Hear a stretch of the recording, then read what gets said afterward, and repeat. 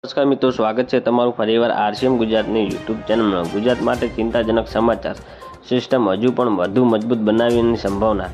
12 કલાકમાં ડીપ ડિપ્રેશનમાં ફેરવાઈ શકે છે સિસ્ટમ। જી હા મિત્રો, ભારે વરસાદથી હજુ સુધી કોઈ રાહત મળશે નહીં। આગામી 7 દિવસમાં રાજ્યમાં વરસાદની આગાહી કરવામાં આવી છે। ત્યાં ગુજરાત માટે ચિંતાજનક સમાચાર પ્રકાશમાં આવે છે। જે સિસ્ટમ વરસાદ પડી રહી શકે છે તે મજબૂત બનાવવાની સંભાવના છે। હવામાન વિભાગે આગાહી કરી છે કે આ સિસ્ટમ ડીપ ડિપ્રેશનમાં ફેરવાઈ જશે। આ સિસ્ટમ 12 કલાકમાં ડીપ ડિપ્રેશનમાં ફેરવાઈ શકે છે। જી હા મિત્રો, હાલ દિશામાં 40 કિલોમીટર પ્રતિ કલાકની ઝડપે પવન ફૂંકાય છે, જ્યાં પવનની ગતિ 45 થી 55 કિલોમીટરની ઝડપે થઈ શકે છે। જ્યાં ઉત્તર ગુજરાતના કચ્છમાં ભારેથી અતિ ભારે વરસાદ પડી શકે છે। આગામી 7 દિવસમાં રાજ્યમાં વરસાદની આગાહી કરવામાં આવી છે।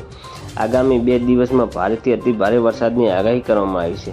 24 કલાકમાં ઉત્તર ગુજરાતમાં ભારે વરસાદની આગાહી કરવામાં આવી છે। ડિપ્રેશન સક્રિય થતાં ઉત્તર ગુજરાતમાં અતિ ભારે વરસાદથી લઈને આગાહી કરવામાં આવી છે। આ સાથે ચોમાસામાં ખાડી પણ સક્રિય થશે। જય મિત્રો, બનાસકાંઠા, સાબરકાંઠા, મહેસાણા, પાટણ અને સૌરાષ્ટ્રમાં અને કચ્છમાં અતિ ભારે વરસાદ સાથે રેડ એલર્ટની આગાહી કરવામાં આવી છે। અમદાવાદ, સુરેન્દ્રનગર, મહેસાણા, ખેડામાં પણ આગાહી કરવામાં આવી છે। તો મિત્રો, ન્યૂઝની સતત જાણકારી મેળવવા માટે અમારી ચેનલને લાઇક, શેર અને સબસ્ક્રાઈબ કરી લેજો। ધન્યવાદ। જય હિન્દ।